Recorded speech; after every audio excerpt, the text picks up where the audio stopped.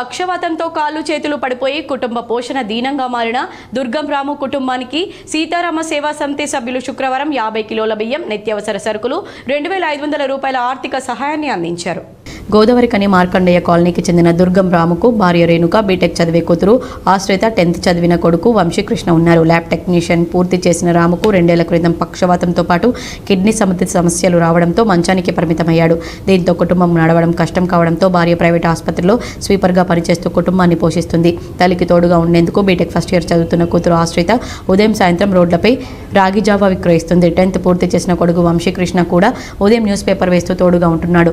ఒకవైపు రాముకు ప్రతి నెల వైద్యం అందించడానికి డబ్బులు సమకూర్చడానికి ఇబ్బంది పడుతూనే ఇంకో దిక్కు కూతురు కొడుకు చదువులకు డబ్బులు లేక ఆ తల్లి తల్లడిల్లుతోంది.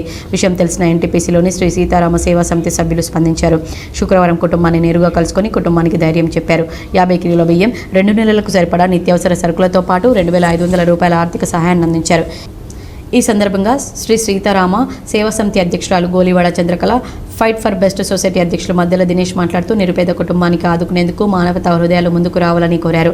పిల్లల చదువు బాధ్యతలు స్వీకరించడంతో పాటు కుటుంబ పోషణకు అవసరమైన ఆర్థిక సహాయాన్ని అందించడానికి పలువురు స్పందించాలని పిలుపునిచ్చారు.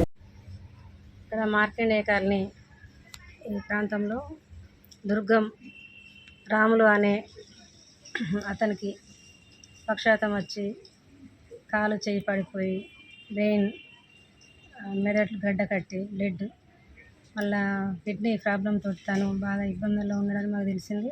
సోషల్ మీడియాలో పెట్టడం చూసి మేము ఈరోజుకి రావడం జరిగింది. రేణుక వాళ్ళ భార్య, ఎందుకంటే తను పాపం భర్తను చూసుకోవడం సరిపోతుంది, బయట పనికి వెళ్ళే పరిస్థితి లేదు ఆమెకు. అలా కూతురు అంత చదువుకొని కూడా అమ్మాయి ఆమె జావా అమ్మడం, చిన్న బాబు పేపర్ వేసుకోవడం, అదంతా శ్రీ సీతారామ సేవా సమితి దృష్టికి తీసుకుపోయి మా సభ్యులందరం దాన్ని చూసి చాలా చలించిపోయాం. దాని ద్వారా ఈరోజు వీరికి తోచిన సాయం చేద్దామనే ఉద్దేశం కొద్ది మేము ఇక్కడికి రావడం జరిగింది. వీరికి పిల్లలకు మంచి భవిష్యత్తు ఇచ్చి వీళ్ళ భర్త ఆరోగ్యం మంచి కూడబడి మంచిగా ఉండాలని కోరుకుంటూ జరిగింది.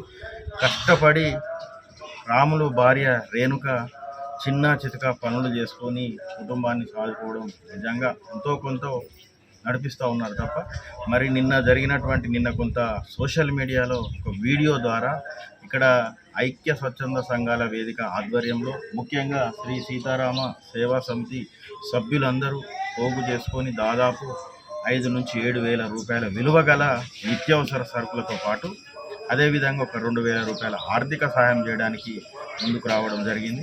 అదేవిధంగా ఫైట్ ఫర్ బెటర్ సొసైటీ నుంచి కూడా పాప బీటెక్ ఫస్ట్ ఇయర్ చదువుతూ ఉన్నది.